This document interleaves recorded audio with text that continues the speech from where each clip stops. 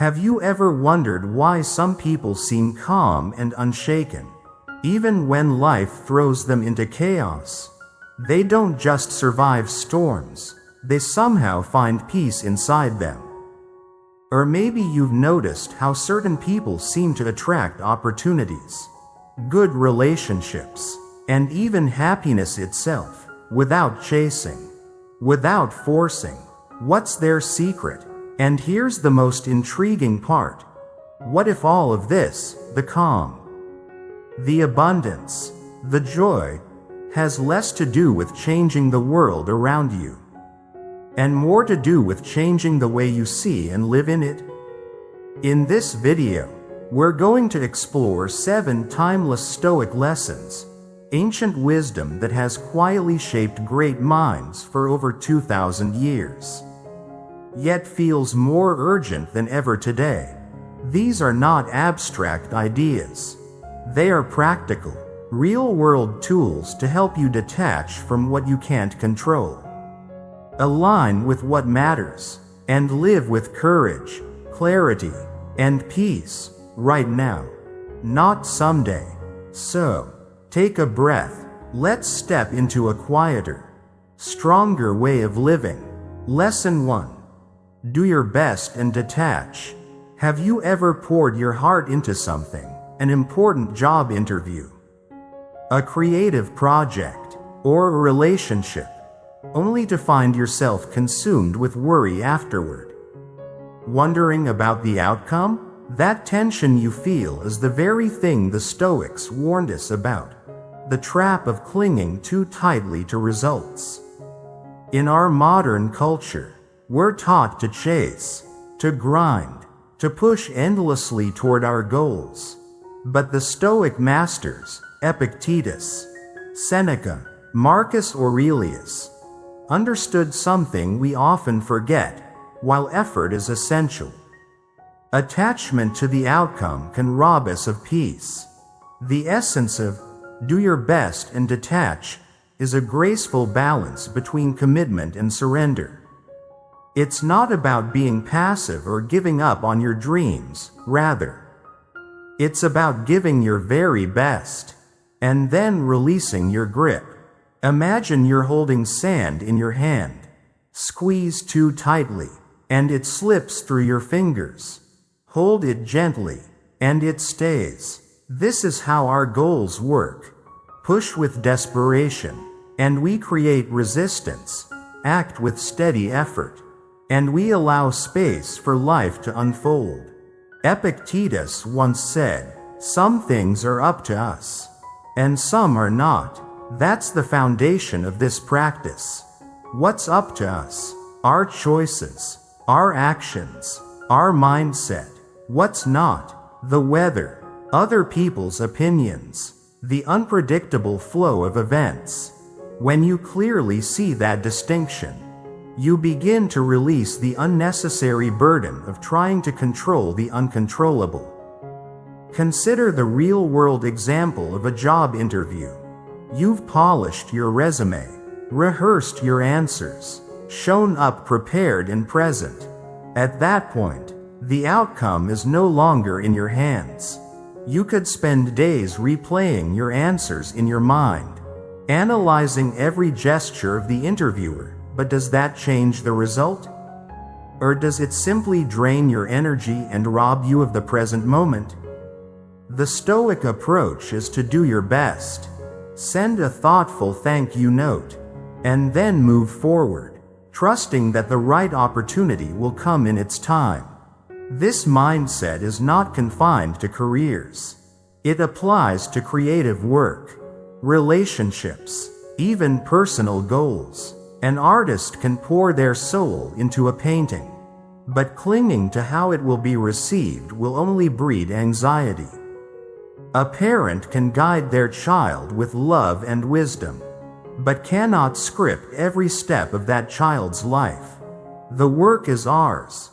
The outcome belongs to the flow of the universe.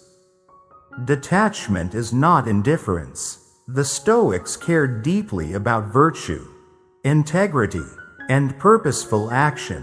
but they recognized that life is a partnership between our effort and the world's unfolding. Seneca wrote, "The wise man is content with his lot, whatever it may be, without wishing for what he has not."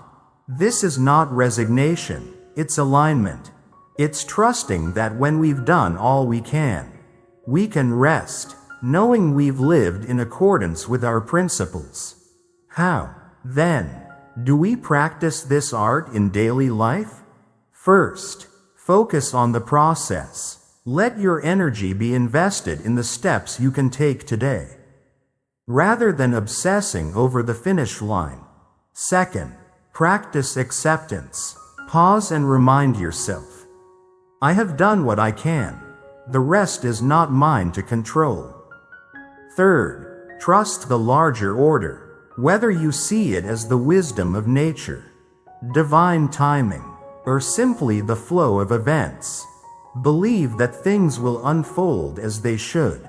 And fourth, cultivate gratitude. By appreciating what is here now, you shift from a mindset of lack to one of abundance. There's a deeper peace that comes when we stop wrestling with the unknown. Michael Singer, a modern spiritual teacher, says, "The moment you stop trying to control everything, you can finally appreciate everything." This echoes the Stoic view. Control your mind, direct your effort, but leave room for life's mysteries. In practical terms, this might mean setting clear intentions each morning.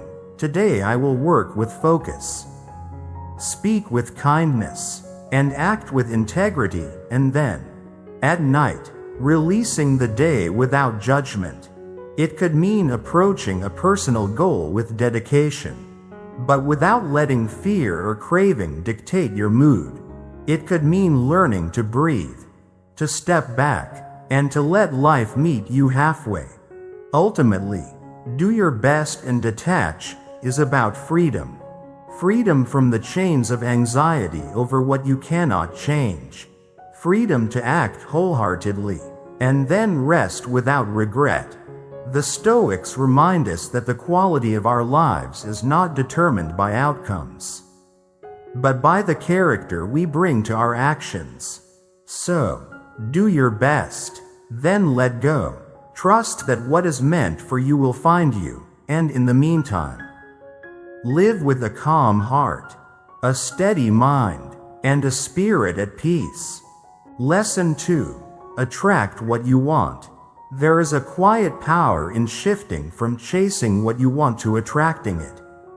In the modern world, we're told that success is all about relentless pursuit, network harder, hustle longer, push yourself to the edge. But what if the key isn't in the chase at all? What if, instead, it lies in becoming the kind of person who naturally draws the right people, opportunities, and experiences toward you? This is where Stoic wisdom and the principles of attraction meet, creating a philosophy that is both ancient and the idea is not about wishful thinking or pretending you already have what you desire. It's about aligning your energy, your mindset, and your actions so completely with your goals that you become a natural match for them. The Stoics, though they never used the term law of attraction, understood something similar. They spoke of living in harmony with nature, recognizing that the universe has a rational order. Marcus Aurelius wrote, "The universe is change. Our life is what our thoughts make it." By a line, think of it this way. If you want to attract your dream job, it's not enough to simply send out resumes and attend networking events. Those actions matter, but they are only part of the equation. The deeper work lies in embodying the qualities and emotions you would have if you already had that job. How would you carry yourself? What kind of confidence, purpose, and presence would you bring to each day? When you live as though the reality you seek is already yours, You begin to radiate an energy that draws. The same applies to relationships. If you long for a loving partner, don't just focus on dating apps or social events. Instead, cultivate the feeling of being loved and cherished right where you are. Practice self-respect, compassion, and joy in your daily life. When you treat yourself the way you wish a partner would treat you, you raise your vibration and become magnetic to people who match that energy. Seneca once observed, "A man who suffers before it is necessary suffers more than is necessary." Modern science offers intriguing parallels. Quantum physics suggests that everything in the universe is made up of energy vibrating at different frequencies. And our thoughts and emotions are no exception. When we focus on gratitude, joy, and confidence, we shift our own frequency, attracting experiences that resonate with it. Positive psychology research also supports this. People who cultivate optimism and a growth mindset tend to experience better outcomes in work, relationships, and health. But the Stoics add a grounding element to this conversation. They remind us that attracting what we want isn't about manipulating life to fit our desires. It's about aligning our desires with the greater order of the universe and acting in accordance with virtue. When our goals are rooted in integrity and the common good, we stand on solid ground. As Epictetus advised, first say to yourself what you would be, then do what you have to do. In other words, clarify your vision, embody it, and let your actio. So, how can we begin to shift from chasing to attracting? First, clarity. Get specific about what you truly want, not just what you've been told to want. Ask yourself, does this goal align with my values? Will it bring me not just momentary excitement but lasting fulfillment? Second, visualization. Spend a few minutes each day vividly imagining your desired reality. See it, feel it, experience it in your mind until it becomes familiar. Third, affirmations. Use words to reinforce your belief in your ability. Fourth, practice gratitude. Recognize and appreciate what you already have. Gratitude shifts your focus from scarcity to abundance, making you more receptive to life's opportunities. Fifth, take inspired action. This isn't about forcing or overworking. It's about following through on ideas and opportunities that feel aligned and meaningful. Finally, release control. Let go of rigid timelines and specific outcomes. Trust that the universe, in its own timing, will bring you what is right for you. In practice, this might mean preparing thoroughly for a meeting but releasing the anxiety over whether it will lead to a deal. It might mean pursuing a creative project wholeheartedly without obsessing over how it will be received. It might mean tending to your own well-being and joy rather than fixating on when the right person will come along. In each case, you're meeting life with readiness and openness, without the strain of clinging. Oprah Winfrey has often said, "You don't become what you want. You become what you believe." This echoes the Stoic principle that our inner state shapes our outer reality. If we carry ourselves with the belief that we are already whole, capable, and worthy, the world responds in kind. And when challenges arise, as they inevitably will, the Stoic mindset helps us stay steady, rooted in our values and flexible in our approach. Ultimately, attracting what you want is not about sitting back and waiting for life to deliver. It's about stepping fully into the version of yourself who naturally lives in harmony with the life you desire. It's about moving through the world with clarity, intention, and trust. And it's about remembering that the most powerful magnet you have is the person you become. So, take a deep breath, center yourself, and start living today as if your dreams are already here. Lesson 3. You will be uplifted at every turn. Life, in its unpredictable way, often throws obstacles in our path: setbacks at work, health challenges, relationships that don't unfold as we hoped. It's easy in those moments to feel as though the universe is against us. But the Stoics offer a radically different perspective: the idea that every twist, every challenge, can actually be part of a greater design that lifts us higher. This is not about blind optimism or pretending difficulties don't exist. Rather, it's about cultivating a way of seeing that trail. The Stoic phrase for this is amor fati, love your fate. Marcus Aurelius captured it simply: the impediment to action advances action. What stands in the way becomes the way. This isn't mere acceptance, it's an embrace. To love your fate means to view each challenge as an opportunity to grow stronger, wiser, and more resilient. The world may close one door, but in doing so, it opens another, perhaps one you never imagined. Consider a real-world example. Imagine losing your job unexpectedly. At first, it feels like the ground has dropped out from under you. Fear and uncertainty creep in. But when you approach this moment with a Stoic mindset, you begin to ask different questions. What can I learn here? What possibilities are now available to me that weren't before? Perhaps this is the moment to start your own business, to pursue a passion you've long set aside, or to simply pause and realign your life's direction. The same principle applies in relationships.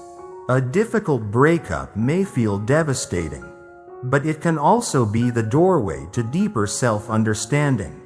Health challenges, while unwelcome, can be powerful catalysts for adopting healthier habits or re-evaluating priorities. Ryan Holiday, a modern Stoic writer, often repeats, "The obstacle is the way," underscoring that the very thing we resist can become the seed of our transformation. Science offers a fascinating connection here. Quantum physics tells us that everything in the universe is energy, vibrating at different frequencies, and our thoughts and emotions are no exception. When we shift our mindset from despair to possibility, we literally alter our vibration, attracting experiences that match our new state. Dr. Bruce Lipton, a biologist, puts it plainly: the moment you change your perception is the moment you rewrite the chemistry of your body.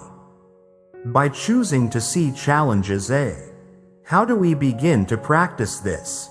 First, reframe challenges. When something blocks your path, ask yourself, how can this serve me?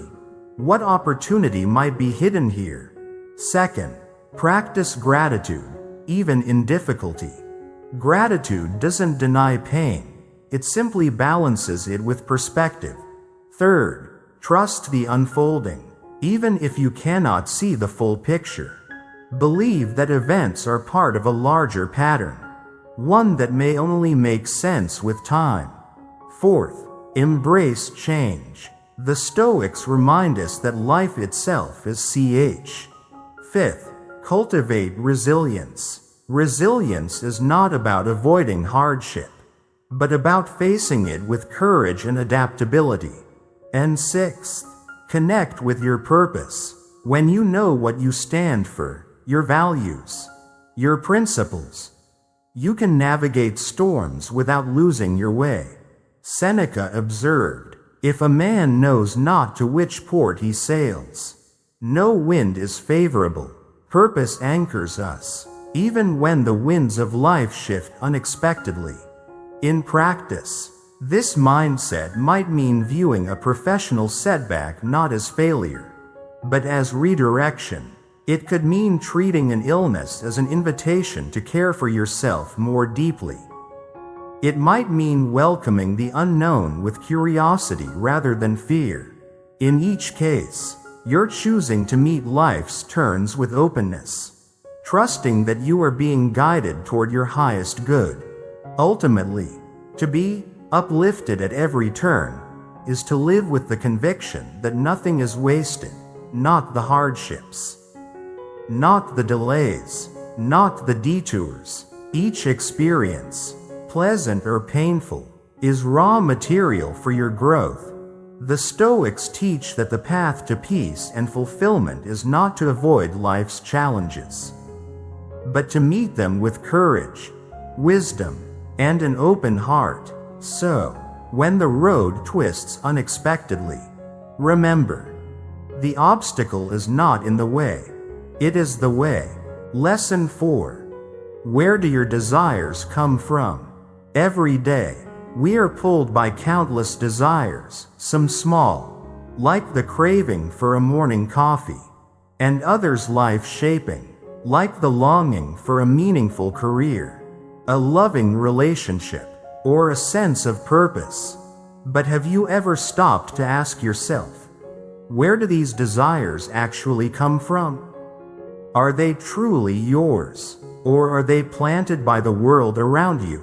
The Stoics believed that understanding the source of our desires is essential if we want to live wisely and well. The Stoic perspective is clear.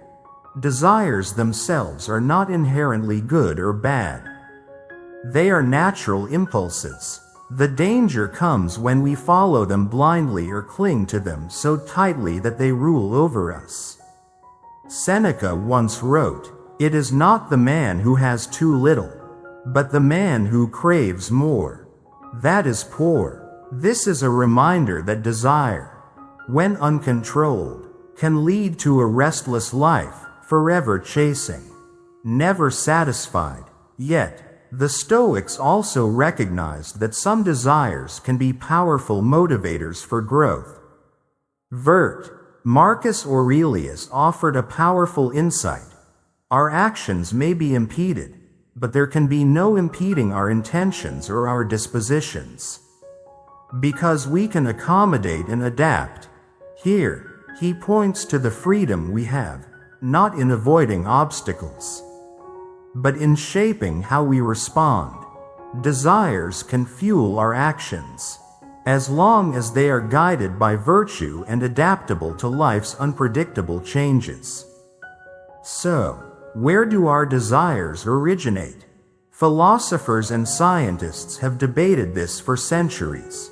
Some argue that they are hardwired into our biology, rooted in survival instincts, food, safety, reproduction. Others believe they are shaped largely by our environment, our upbringing, culture, and the constant messaging of society telling us what we should want. From advertisements selling us the latest gadgets, to social media showcasing idealized lifestyles, we are bombarded with cues about what to desire. But there's also a deeper layer.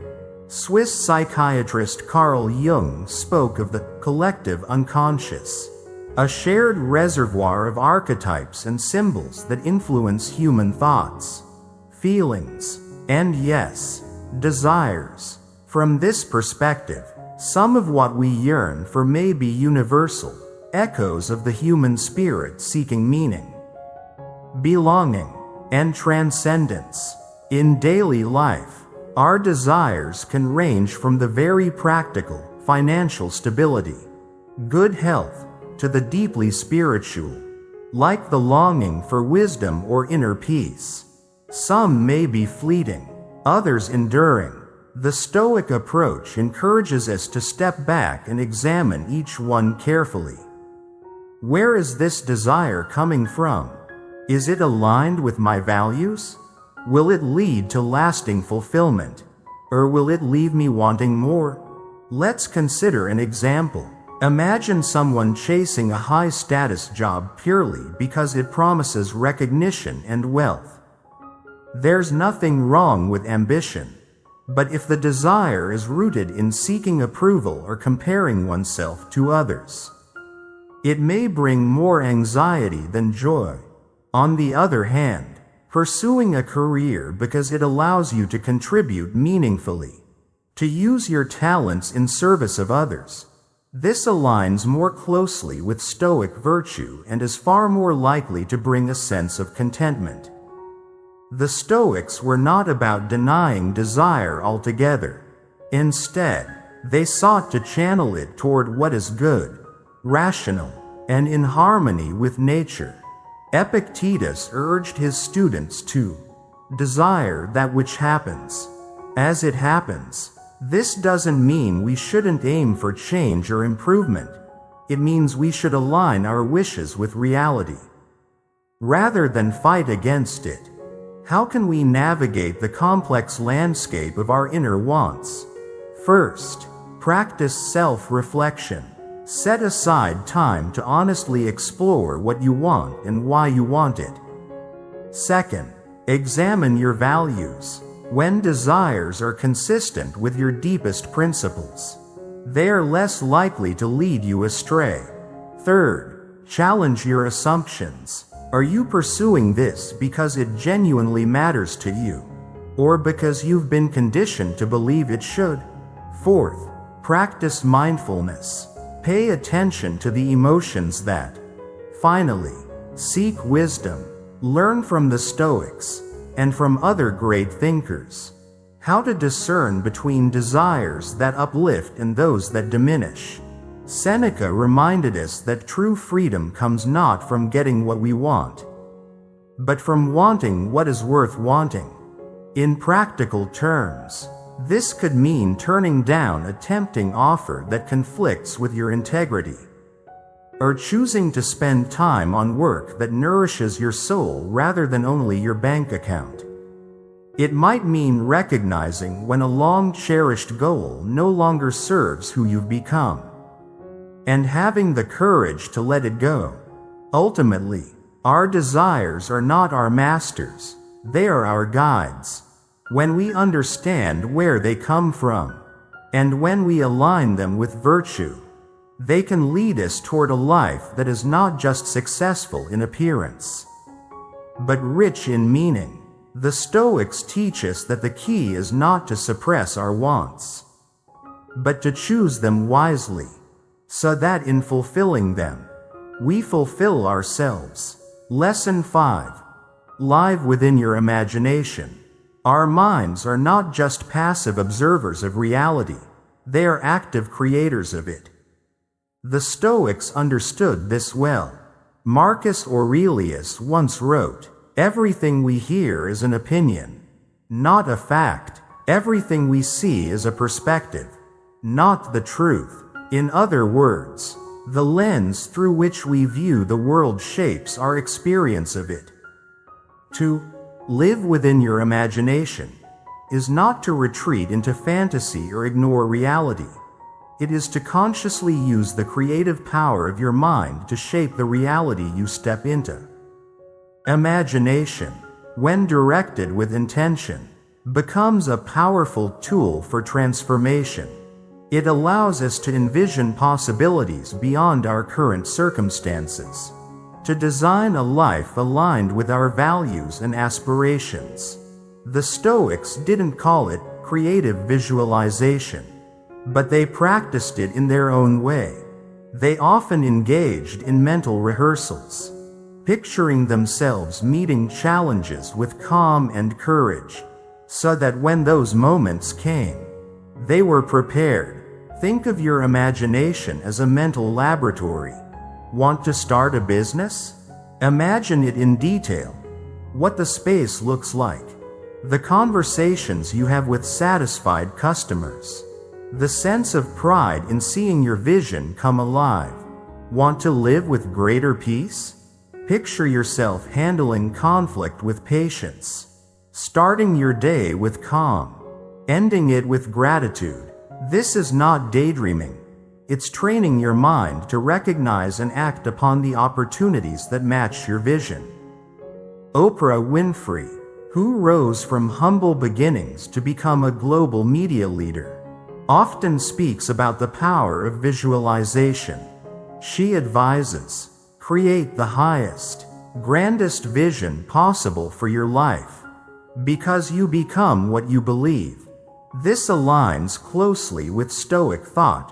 Our beliefs shape our actions, and our actions shape our lives. Modern science supports this. Neuroplasticity, the brain's ability to reorganize itself by forming new neural connections, shows that our repeated thoughts and images can physically rewire our brains. Quantum physics suggests that our intentions may influence the quantum field, the web of energy that connects all things. Whether or not you see this as metaphysics or simply psychology, the principle is the same. What we focus on consistently, we move toward. So how do we live within our imagination without losing touch with reality? First, set aside time each day for visualization. Close your eyes, breathe deeply, and picture your desired outcomes as vividly as possible. Include not just images, but sounds, smells, and emotions. Second, create a vision board. Collect images, words, and symbols that represent your goals, and place them somewhere you will see them often. Third, write a script for your life. Describe a day in your ideal future as if it's happening now. This bridges the gap between thought and action.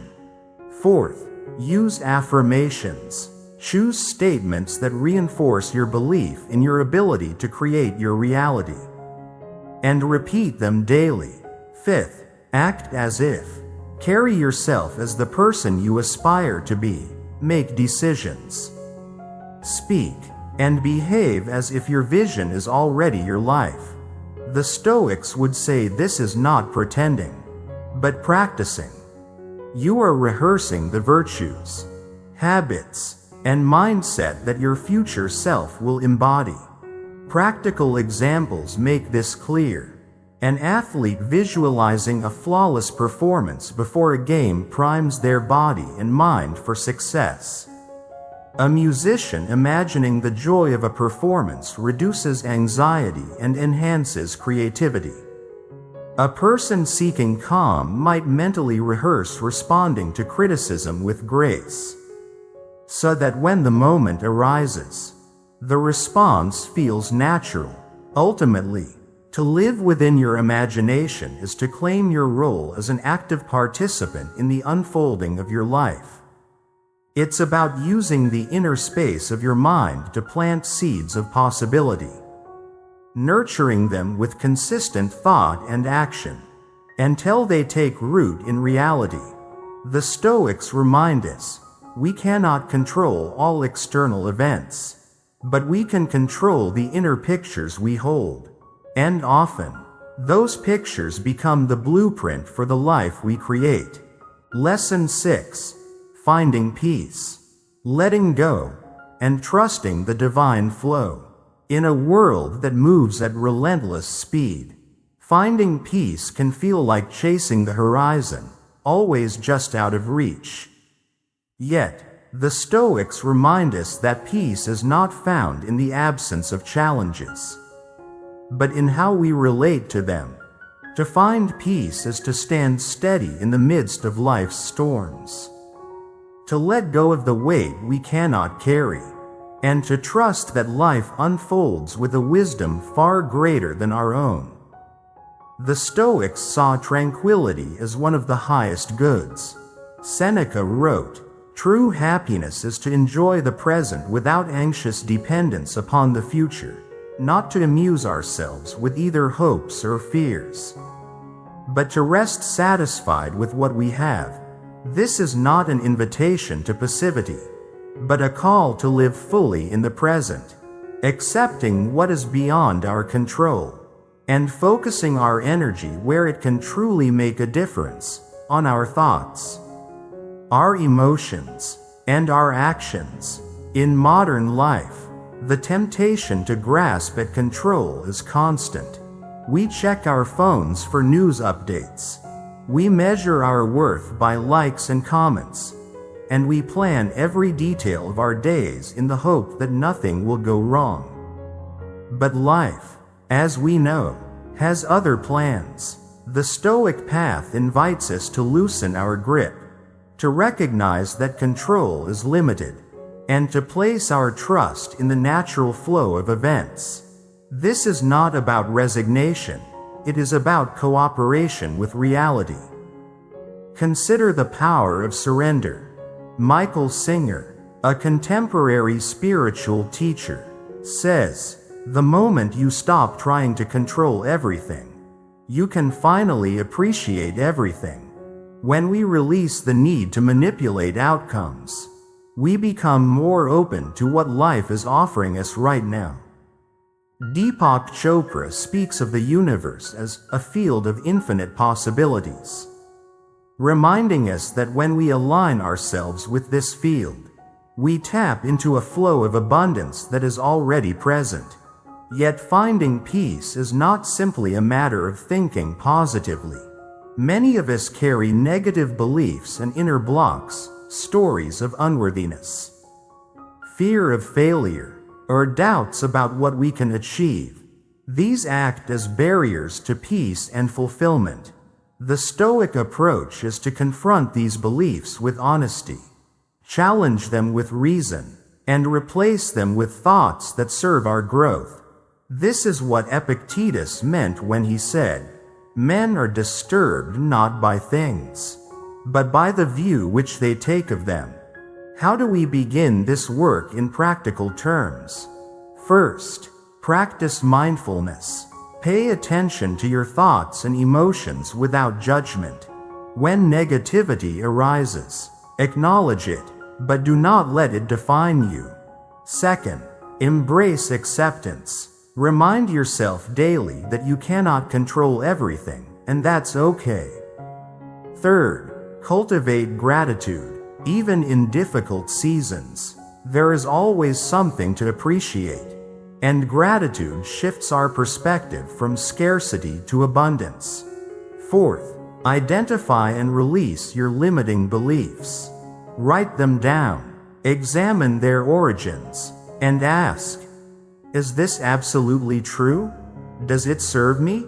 Then replace them with affirmations grounded in truth and possibility. Fifth, connect with your inner self through stillness, whether in meditation, prayer, or simply sitting quietly in nature. Here, you'll find a sense of guidance that is not dependent on external validation. Visualization can also help. Imagine your life not free from problems, but lived with ease, clarity, and resilience. See yourself navigating challenges with calm confidence. Let that vision anchor you in times of uncertainty. Finally, take inspired action. Let your actions arise from clarity and trust, rather than fear or desperation. And when you've done your part, surrender the outcome. Trust that life, in its timing, will deliver what is right. Finding peace, letting go, and trusting the divine flow is an ongoing practice. Some days will feel effortless, others will test your patience.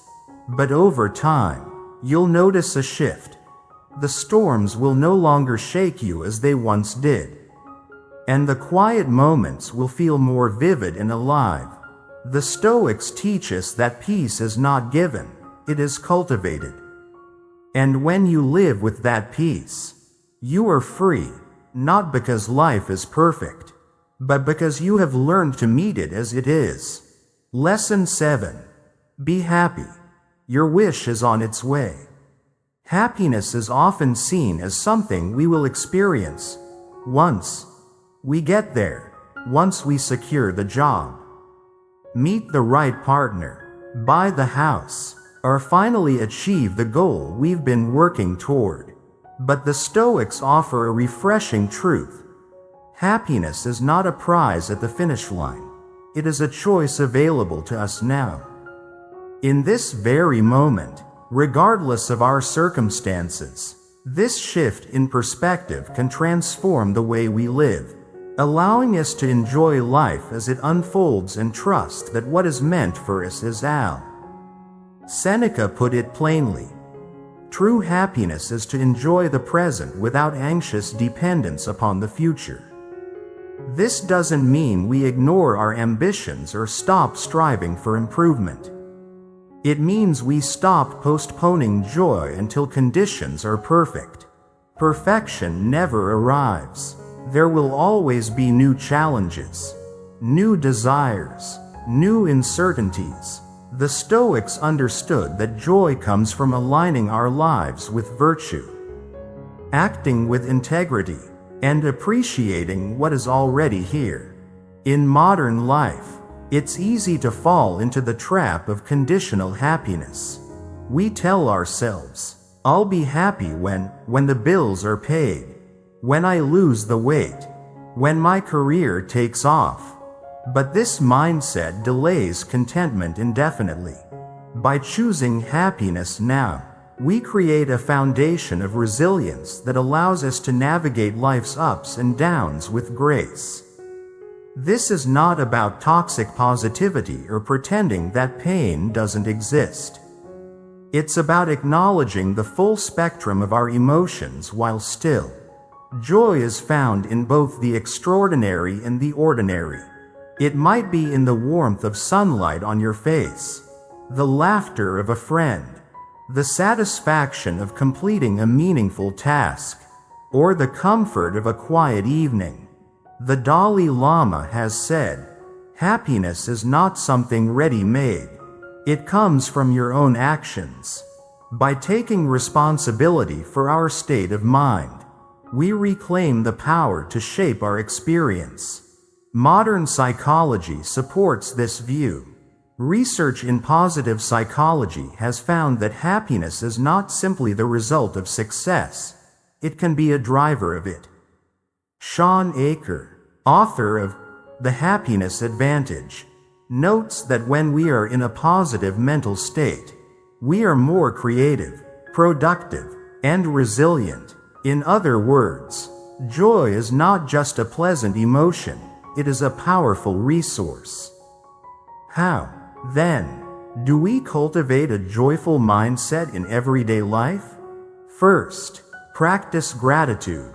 Each day, take a moment to note 3 things you are thankful for. No matter how small, this shifts your focus from what's missing to what's present.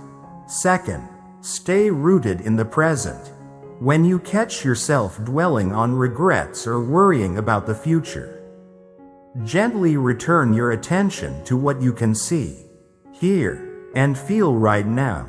Third, engage in activities that bring genuine enjoyment, reading, walking in nature. Fourth, surround yourself with positive influences. The people we spend time with can lift us up or pull us down. Seek out those who inspire, support, and encourage you. Fifth, practice self-care. Nurture your physical, emotional, and mental health through healthy eating, regular movement, rest, and moments of stillness. The Stoics believed that caring for the body and mind was part of caring for the soul. Sixth, hold on to your vision. Even as you find joy in the present, keep your dreams alive. Trust that the universe is working in ways you cannot always see. As Marcus Aurelius reminded himself, what is destined for you will find its way to you.